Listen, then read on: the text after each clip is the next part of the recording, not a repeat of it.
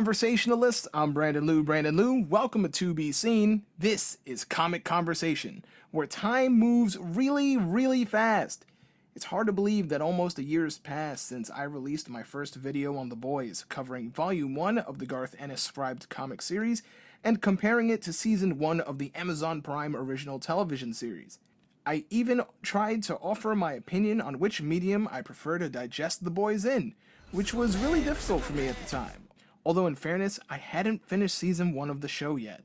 But now I have, and Season 2 is quickly approaching. So today I'm going over The Boys Volume 2, Get Some, which covers issues 7 through 14 of the run, featuring artwork by Derek Robertson and Peter Snejbjerg. I will look over the two major plot points, and see if any of those developments would make good fodder for the television series. Spoiler warning for those who haven't read the book, or haven't seen Season 1 of the television show yet. The first part of the story is a mystery surrounding the murder of Steven Rubinstein, and our prime suspect is armored multimillionaire Tek Knight, who may appear like an Iron Man parody at first glance, but upon closer inspection, has relationships that make him appear closer to Batman. Butler? Check. Boy sidekick? Yep. A former sidekick that's grew into an identity all of his own? You guessed it. Meet Swingwing, the gay-friendly superhero who regularly attends LGBTQ+ community meetings, which has been attended occasionally by Swingwing and also the victim, who has recently come open about his sexual desires.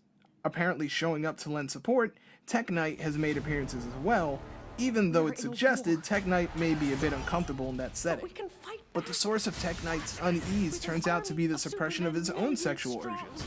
Once the truth of Tek Knight's sexual exploits become public, the boys suspect he's the one responsible for the death of Stefan.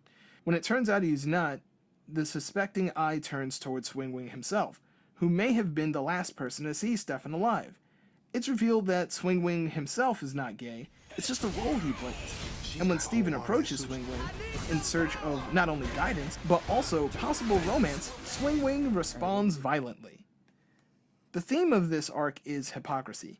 Tek Knight, who comes across as homophobic, has been hiding his pansexual urges. Swingwing represents a corporate desire to reach out to audiences by appearing friendly, even if the concern is less than genuine. And it's not just the superheroes being placed under this microscope. Billy Butcher uses less than flattering language to describe heroes who are hiding their sexual preferences, while trying to pass off as conservative cisgendered heterosexuals. But when the time comes to step into a gay bar, Butcher displays no discomfort whatsoever.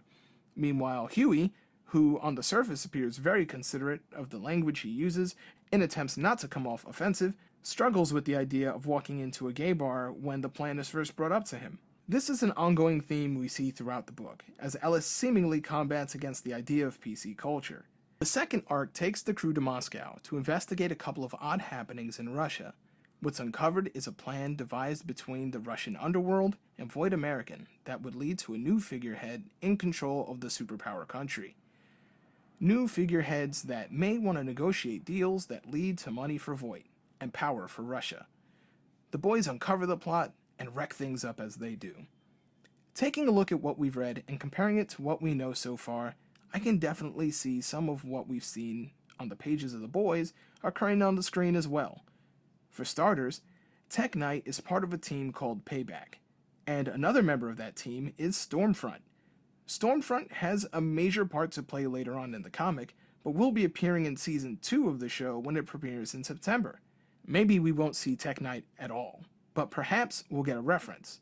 I know I'll be listening out for his name. As for Moscow, I don't think the boys will be traveling to another country anytime soon, but that doesn't mean we won't see the start of Voight making a play at gaining some international influence. Madeline Stillwell met a horrifying end at the hands of Homelander by the end of Season 1, but the corporate train looks to keep rolling. Giancarlo Esposito made an appearance as Stan Edgar, CEO of Void American in Season 1 of The Boys. Look for him to have a much larger role in Season 2, and with super terrorist Nakib out there, other countries may soon take interest in Voight's heroes.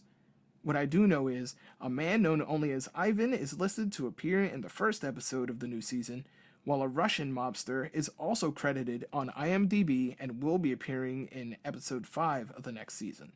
So maybe we'll see popular characters from the comic series like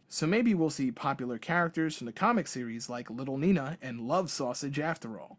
But I wouldn't count on it. As far as the battle against political correct language, I doubt we'll be seeing that anytime soon. Don't get me wrong, I'm sure the boys will do a fine job of pissing off uninformed parents of small children who thought they were watching a typical superhero show, and continue to point out the hypocrisy of both people and corporations.